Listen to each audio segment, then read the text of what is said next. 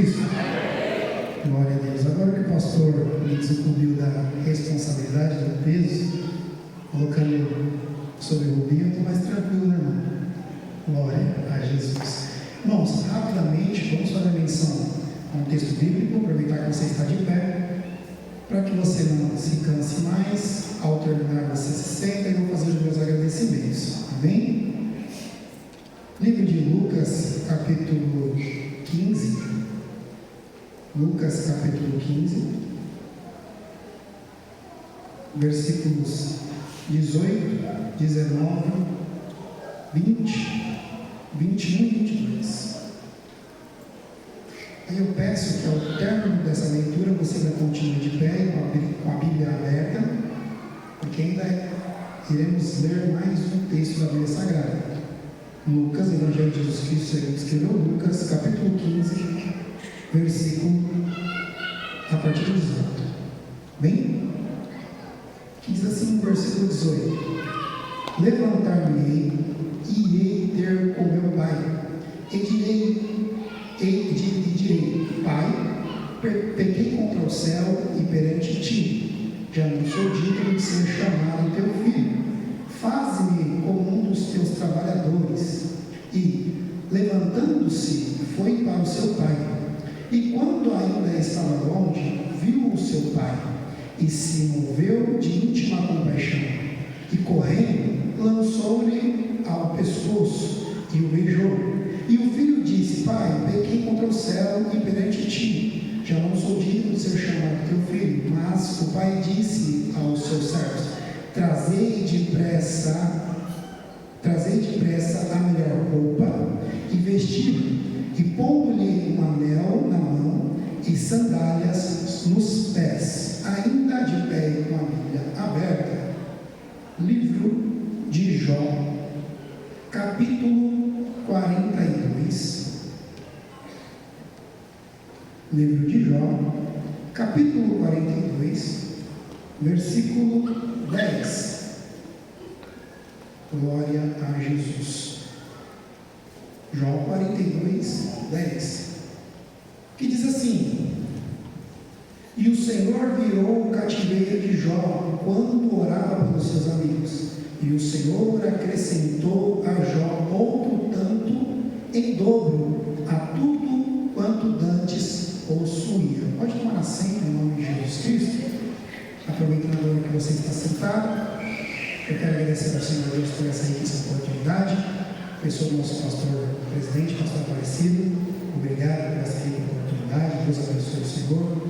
Pastor Alexandre, Deus abençoe. E todos os pastores que aqui estão, assim como cada um que veio aqui hoje, certamente para ouvir algo da parte de Deus. Bem, Deus seja louvado. Irmãos, eu gostaria, juntamente com os irmãos, nesse tempo que eu tenho, de fazer um exercício em nossa memória. Eu gostaria, juntamente com os irmãos, trabalhar um contraponto, trabalhar dois polos, trabalhar dois lados da mesma moeda.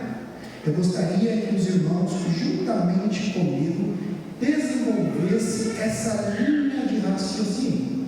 Josias, eu notei que foram lidos dois textos distintos, dois textos diferenciados, não no mesmo livro, não a mesma história. Onde você quer chegar com isso? Bom, vamos certamente desenvolver essa linha de raciocínio, e eu tenho certeza que ao término dessa pregação, o Espírito Santo do Senhor falará no seu coração. Mas eu gostaria, de antemão, convidar os irmãos a repetir uma frase comigo. Eu gostaria que os irmãos, após mim, repetissem a seguinte frase. Eu peço, muitas vezes, nós somente repetimos o que é dito, sem sequer pensar no que é dito. Então, eu convido que os irmãos, juntamente comigo, ouça, mas pense no que é dito e repita após mim. E a frase é a seguinte: a prova que você pegar, repita comigo, a prova que você pegar pode te matar. mas a prova que Deus te colocar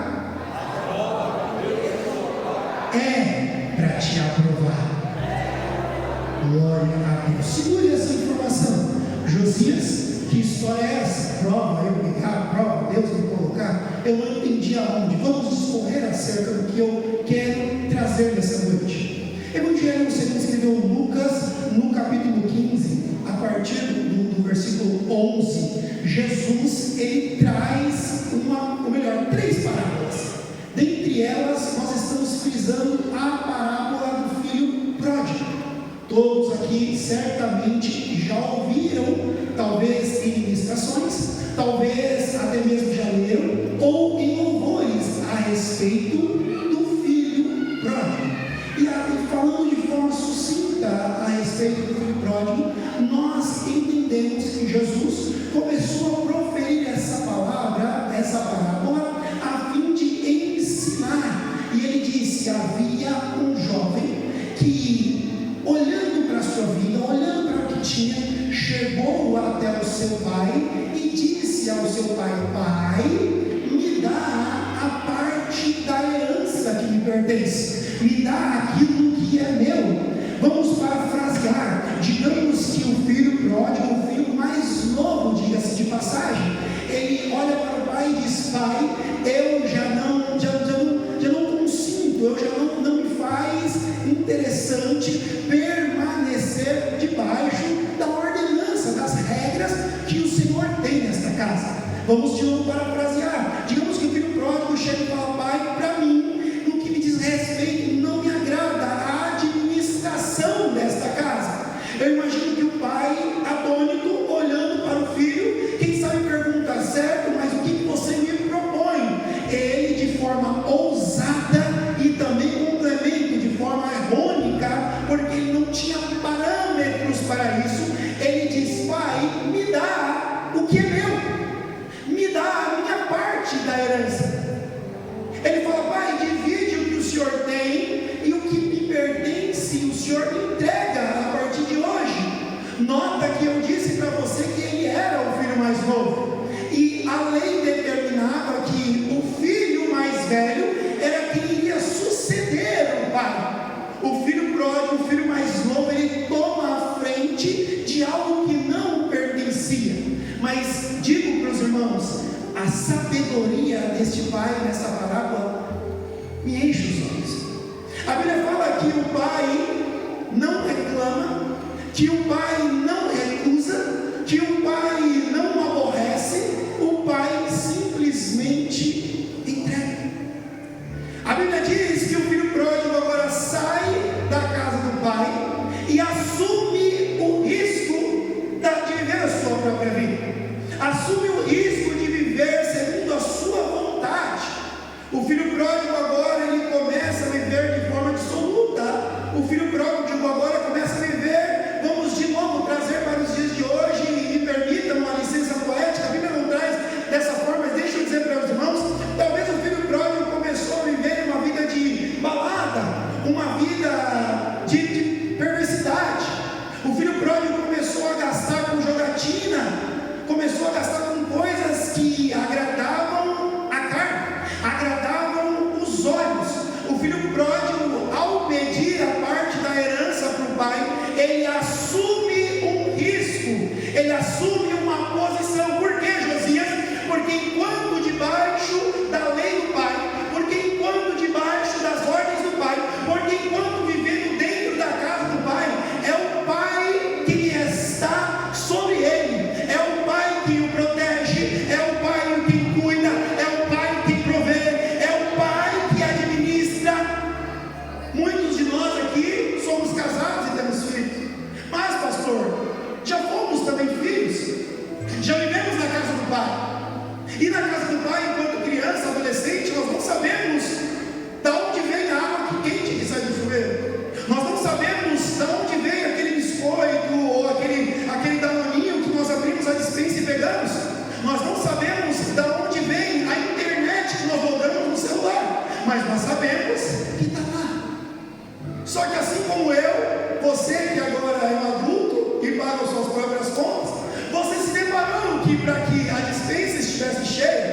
precisaria trabalhar. Para que a água saísse quente do chuveiro, você precisaria pagar a conta de água. Você percebeu que enquanto na casa do pai a vida era mais fácil, que enquanto na casa do pai havia uma estabilidade, havia uma segurança, mas o filho pródigo, ele assume o risco da responsabilidade. Só que nós não estamos falando de alguém que tomou uma decisão pautada nos princípios bíblicos. Nós não estamos falando de alguém que fez algo segundo a vontade de Deus. Nós estamos falando de alguém que a Bíblia deixa claro em dizer que em tudo ele agiu de forma errada. Nem era de forma hereditária a herança dele. Construa comigo essa linha de raciocínio. Só que nós conhecemos as Escrituras e a Bíblia diz, e consequentemente o dinheiro acabou. Consequentemente as amizades foram embora, ao ponto que ele se viu numa situação tão precária que ele agora sentiu o desejo de se alimentar com aquilo que ele servia para os porcos. Nota que ele saiu de uma vida com conforto, ele saiu de uma vida estável, e eu vou repetir isso para que você queime na sua cabeça, e ele assume o risco de fazer aquilo que Deus não havia concordado. E ele diz: enquanto servi os porcos na casa do meu pai, até os servos têm pão e eu careço. O que eu quero dizer com isso? Atitudes erradas que acarretaram resultados negativos. Eu falo sempre para minhas filhas que são crianças: nós temos que plantar coisas boas para que possamos colher coisas boas. Existe uma regra que é a lei da semeadura, que você não vai plantar limão, pasmem, e vai colher maçã. Você não vai plantar coisas ruins e colher coisas boas. Desculpa te dizer, mas essa é a lei da semeadura. O filho pródigo agora planta, no sentido figurado da coisa, planta coisas ruins. Só que ele começa a colher o que ele plantou. Ele começa a colher aquilo que ele semeou lá atrás. E ele diz: na casa do meu pai tem. Ele assume esse risco. Só que ele cai em sã consciência. Ele cai na realidade. E ele fala: levantar-me-ei e irei ter com meu pai. Note que ele, irmão, me permita a palavra, foi homem para errar, para sair, mas ele também foi homem para assumir o erro, pastor, e dizer: eu sei onde meu pai está, eu sei onde meu pai habita, eu sei onde meu pai se encontra. E mais do que isso, eu nasci e fui criado por ele, eu nasci na casa dele e fui criado por ele, eu conheço meu pai, eu sei que se eu voltar e bater na porta e dizer: pai, eu sei o que eu fiz, eu sei que meu pai é misericordioso e ele vai estender a mão. Eu conheço meu pai. Note que ele fala: meu pai, vou voltar e falar com meu pai. Me permita de novo, irmão, eu leio a Bíblia, mas eu leio imaginando, então me permita ilustrar. Digamos que naquela fazenda, naquela casa, existia uma porta, consequentemente um portão. O filho pródigo pede a herança e sai pela porta, e sai pelo portão e vai em ré. Ao ponto que, quando ele volta, ele não volta pela porta dos fundos. Ao ponto que ele volta por onde ele saiu. Ao ponto que ele retrocede de onde ele saiu. E a Bíblia diz que o pai, vendo o filho, se alegrou. De novo, a Bíblia não fala, mas eu, como pai, arrisco dizer: de manhã o pai estava na porta dizendo: um dia meu filho vai voltar. À tarde o pai estava na porta dizendo: um dia meu filho vai voltar. No finzinho da tarde para a noite o pai ainda estava na porta dizendo: meu filho vai voltar.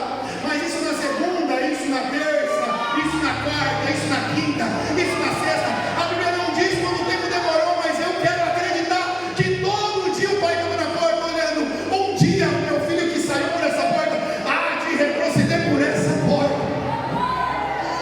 O pai se depara e vê o filho retrocedendo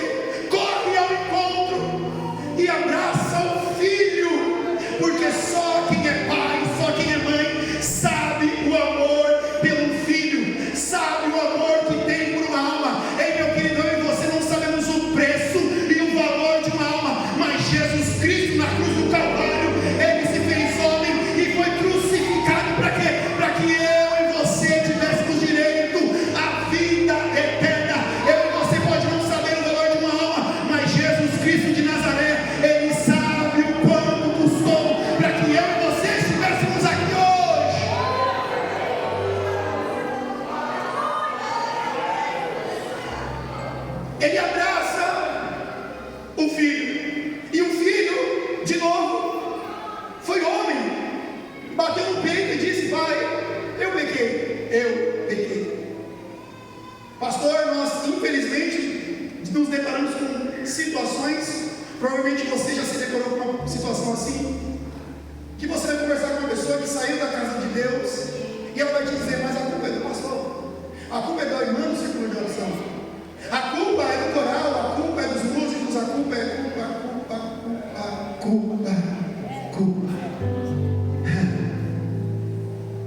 Mas o filho diz: não, pai, não foi a criação, não foi a casa, não foi eu, pai, foi eu quem decidi, pai, o único responsável sou eu, pai, o único responsável. Ele bate no peito e diz: pai, eu pequei contra o céu e contra ti, não sou digno nem de ser chamado teu filho. Mas deixa eu dizer algo para você: se talvez o diabo disse para você que você não tem mais jeito, se o diabo disse para você que para você não dá mais, que o que você fez e deixou de fazer, Deus manda eu te dizer: uma vez filho, sempre filho. Pode existir, meu irmão, ex-namorado, pode existir ex-namorada, mas nunca vai existir ex-filho, nunca vai existir ex-filha. Sabe por quê? Porque você é filho de Deus, meu irmão, você é filha de Deus, meu irmão. E Satanás pode dizer ao contrário, mas Deus me trouxe aqui para te dizer: Ele ainda te ama como filho.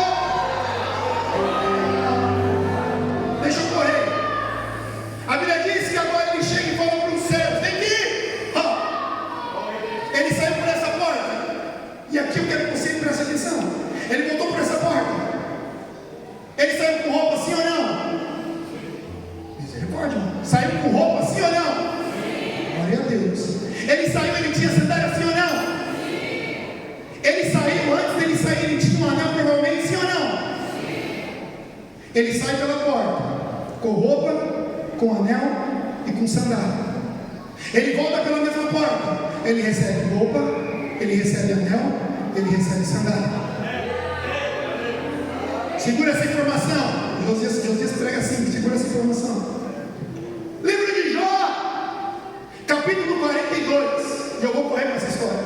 A Bíblia diz que em um dado momento, Satanás chega perante Deus e diz: Satanás chega e fica rodeando, e Deus fala: tem visto o meu servo Jó, homem reto, íntegro, temente, desvia-se do mal. Mas tendo o que ele tem, fica fácil. O Senhor dá de tudo para ele, fica fácil. Deus se levanta e diz: então tá bom, toque. Deixa eu contar a história, você conhece? O diabo vai, toca em tudo que é de Jó, se apresenta de novo perante Deus, toca no filho de Jó. Jó perde tudo o que tinha, a Bíblia diz, tudo. Em um curto espaço de tempo, Jó perde 10 filhos, perde gado, perde ovelhas, perde camelos, perde riqueza. Detalhe, ele era um dos mais ricos dos caldeus. Jó era muito rico, perde tudo de uma hora para outra. Tudo. A Bíblia diz que agora Jó, ao perder tudo, ele rasga suas vestes, ele se cobre de cinza. Ele vai reclamar, Josias? Não. Ele vai dizer que Deus é ruim, Josias? De forma nenhuma. Ele vai dizer que a culpa é do fulano, do ciclano, Josias? Não. Sabe o que ele faz? Ele se prostra e adora ao Senhor. Josias, mas o filho pródigo assumiu o risco, você me disse. E o que Jó fez? Nada. Josias, mas o filho pródigo agiu de forma errada. E o que Jó fez? Nada. Perdeu tudo o que tinha. E eu estou correndo na história. Tudo. A Bíblia diz, não sou eu, que a única parte do corpo de Jó que não tinha feridas era a sua gengiva. De resto, o corpo dele era coberto de feridas. Jó ficou cerca, me corrige meus teólogos, cerca de um ano, se eu não me engano, nessa dificuldade, nessa prova. Tudo perdido. Jó agora, após perder tudo, continua não satisfeito. Amigos que o deveriam consolar começam a dizer: mas será que você não fez alguma coisa de errado? Será que a culpa não é tua? Será que, olha, amigos que deveriam estar com ele. Meu pastor, me permita, já ouvi pregações a respeito de Jó, e alguns partes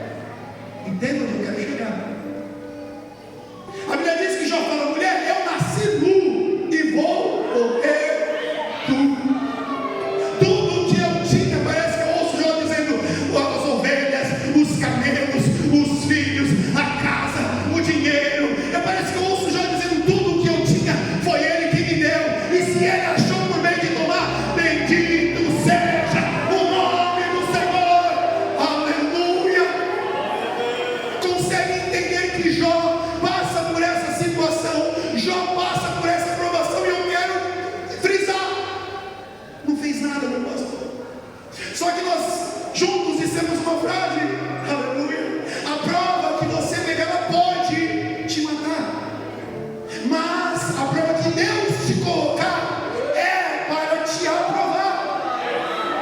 E agora eu concluo essa mensagem. O filho pródigo assume o risco, sai com roupa, anel e sandália, e por assumir o risco passa a aprovação, mas ele não morre. Por quê? Porque deu um tempo do arrependimento, deu um tempo de voltar. E quando volta, Josias, quando volta, ele volta para a mesma casa, ele volta para a mesma porta, ele tem o mesmo anel, ele tem a mesma sandália e ele tem a mesma roupa. Por quê? Porque Deus sempre vai estar de braços abertos para te dar, irmãos, tudo que você tinha antes. Mas Josias, então, o que aconteceu com Jó? Aleluia. Jó, Deus olha no céu e diz: eu estou afim, eu estou disposto a aprovar Jó, a exaltar Jó. Só que quem é crente sabe, meu pastor, que a aprovação de Deus, ela vem sim com uma prova. A aprovação de Deus, ela vem sim para te testar. A aprovação de Deus, ela vai ser sempre subsequente a uma aprovação. Então parece que eu vejo Deus dizendo: eu estou disposto a colocar Jó em um patamar superior, eu estou disposto a colocar Jó em um lugar de destaque, eu estou disposto a exaltar Jó. Então o que eu vou fazer? Eu vou dar uma prova para Jó. Note que o filho pródigo volta e tem o que ele tinha. Note que o filho pródigo retrocede e tem o que tinha antes. E Jó?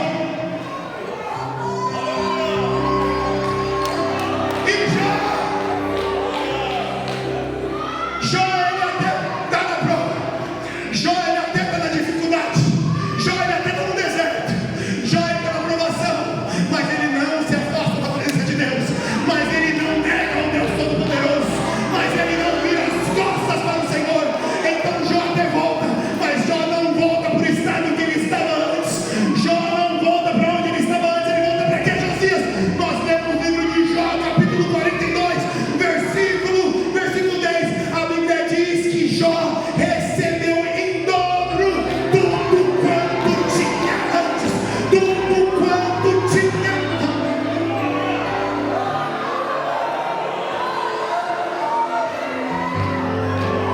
Deus não coloca Jó na prova e fala: Jó, parabéns, você está no mesmo estágio. Não.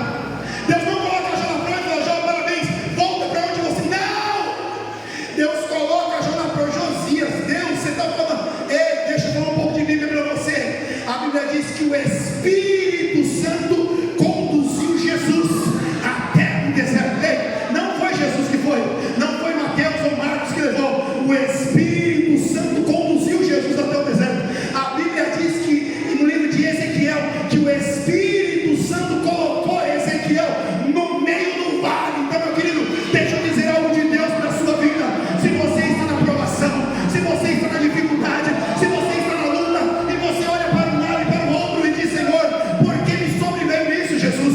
Por que eu estou passando essa dificuldade, Senhor? Senhor, o que foi que eu fiz? Deus me trouxe aqui para te dizer: existe uma aprovação de Deus, existe uma exaltação de Deus, existe algo da parte de Deus que vai te tirar deste nível que você está, meu irmão, e te elevar a outro nível.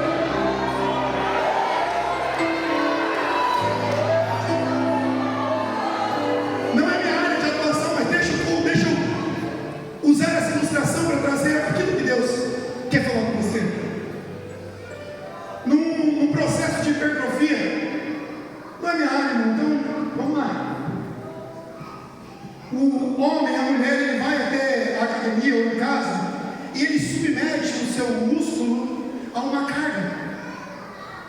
E no começo, aquela carga é quase impossível de carregar. E ele pega, levanta, pega, levanta. Talvez ele faça 2 repetições, já não vai dar mais. No outro dia ele pega, levanta, pega, levanta. Só que agora parece que de 2 está fazendo 3. No processo de hipertrofia, a fibra muscular, quando você submete ela a uma repetição de um peso que é superior ao que ela suporta, ela se rompe e na fibra muscular cria micro lesões. micro machucados na fibra muscular. E essa fibra muscular, para que ela se regenere, ela complementa, ela cresce. Por isso que existe muito homem fortinho aí, por conta disso. Mas o que eu quero dizer com isso? O que no começo 5 kg era pesado, aleluia, a fibra muscular desenvolve e fica mais forte, e agora os 5 kg passa a ser leve. Ao ponto que não dá mais para recarregar, meu pastor, 5 kg, porque não faz mais efeito. Agora eu preciso levantar 10, que está pesado. Mas a fibra muscular ela ainda vai desenvolver, e o 10 kg vai se tornar leve. Josias, o que você quer dizer com isso? Essa situação que você está passando, meu querido, Deus vai te dar meios, Deus vai te dar suporte, Deus vai te dar estrutura, para que você passe por ela de cabeça erguida, e você vai chegar lá na frente, e igual o exemplo que eu te dei, você vai olhar para essa dificuldade e essa prova e dizer: olha, naquela hora até que estava difícil, mas pensando bem, ficou muito mais fácil. Por quê? Porque Cristo, Ele é a tua força, meu querido. Cristo é o teu suporte, meu querido. Então faça igual a Jó. Está difícil, adore ao Senhor. Está difícil, dê glórias ao Senhor. Está difícil, meu querido, permaneça firme. Está difícil, venha ao mundo e diz: Senhor, fala comigo. Está difícil, dobre o seu joelho em secreto e olhe o Pai em secreto. Está difícil, se debruce, se envolva na presença de Deus. Sabe por quê? Porque Jó disse: Senhor, antes somente os meus ouvidos te ouviam, mas agora, Senhor, os meus olhos podem te ver. Deixa eu dizer, sabe o que Jó está querendo dizer com isso? Senhor, eu cria no Senhor porque eu ouvi o testemunho da Maria, eu cria no Senhor porque eu ouvi o testemunho do João, eu cria no Senhor porque eu ouvi o testemunho de Pedro. Mas Jó está dizendo agora: Senhor, eu parei de ouvir testemunho e comecei a viver a minha própria história. Senhor, eu parei de ouvir a história. Aleluia! Jó está dizendo: agora os meus olhos te veem, agora eu consigo ver a manifestação do teu poder. Meu querido, creia no poder dessa palavra, que é viva e eficaz, mais penetrante que uma espada de 2 gumes. Permaneça firme, permaneça fiel, porque se Deus te colocou nessa situação, Ele acredita no seu potencial. Porque se Deus te colocou nessa provação, Ele sabe que você tem alicerce físico, alicerce espiritual, alicerce psicológico para passar por essa situação. Mantenha-se firme, minha irmã, mantenha-se firme, meu irmão, porque assim como já disse, você também vai dizer: eu sei que o meu Redentor vive, e em breve se levantará em meu favor.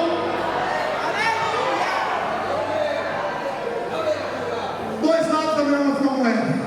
O filho pródigo assume o risco, mas é humilde para voltar e assumir, e não morre, e Deus o abraça. Melhor, filho pródigo, ou perdão, o pai, que podemos entender como Deus. Do outro lado temos Jó, que nada fez, mas Deus decidiu provar.